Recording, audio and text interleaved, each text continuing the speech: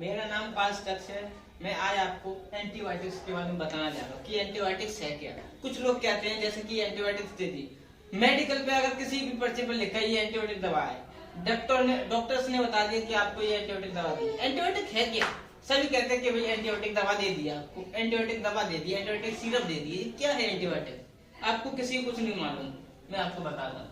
सूक्ष्म जीवी माइक्रोब्स, ये आपको इंग्लिश में लिखा है, से उत्पन्न ऐसे रासायनिक पदार्थ जो बैक्टीरिया को मार देते हैं। मतलब कि ये बैक्टीरिया को मार देते हैं उनकी ग्रोथ को कम कर देते हैं, उन्हें एंटीबायोटिक कहते हैं।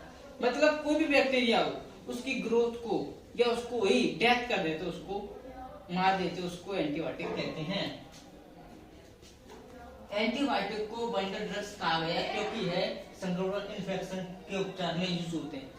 वंडर ऑफ ड्रग्स का मतलब यही है, इन्फेक्शन कोई उपचार में यूज होते हैं। मतलब कि कोई भी इन्फेक्शन, बैक्टीरियल इन्फेक्शन हो या वायरल इन्फेक्शन हो, कोई भी इन्फेक्शन हो, उसके यूज में आते हैं।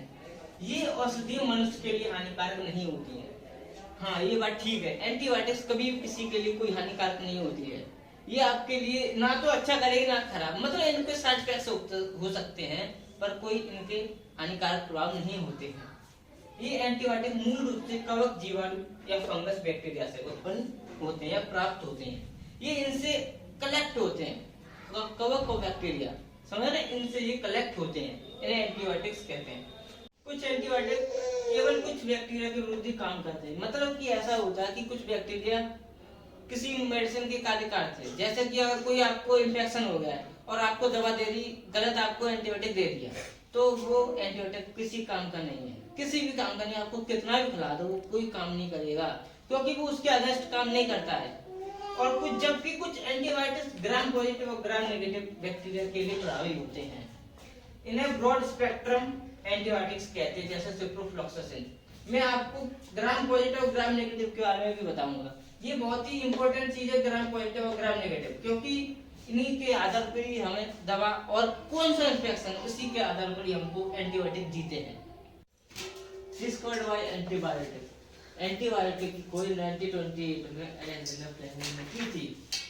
इस खोज उस सदी की सबसे बड़ी खोज बताई गई थी। इस वक्त की ये सबसे बड़ी खोज थी। खोज लंदन के saint bacteriology professor Alexander Fleming ने की थी। ये शॉर्टकट में लिखा है अलेक्जेंडर फ्लेमिंग। इनका जन्म 6 अगस्त 1881 को स्कॉटलैंड में हुआ था। इन्होंने सबसे पहले पेनिसिलिन नामक एंटीबायोटिक की खोज की थी। जो इन्होंने सबसे पहले एंटीबायोटिक की खोज की थी उसका नाम पेनिसिलिन था। एंटीबायोटिक शब्द का प्रतिपादन नहीं किया था। हालांकि कुछ भी चीजें जिसकी भी हमने खोज की है, तो जिसका प्रतिपादन होता है, शब्द का नाम लिखा जाता है, वो अलग करता है या कोई और कर सकता है या वो भी कर सकता है, कोई भी कर सकता है, इससे कोई मतलब नहीं। लेकिन एंटीबायोटिक का शब्द का प्रतिपादन बॉक्समैन ने किया था।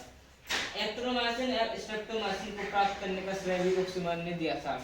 ये बॉक्समैन, ये भी एक साइंटिस्ट, इन्होंने एक्ट्रोमाइसिन स्ट्रेप्टोमाइसिन को प्राप्त किया था। ये भी हमारी मेडिसिन है जो हमारे, मैंने आपको बताया था कि ब्रॉड स्पेक्ट्रम एंटीबायोटिक्स को होते हैं, क्योंकि टाइप्स ऑफ एंटीबायोटिक्स में ही आते हैं।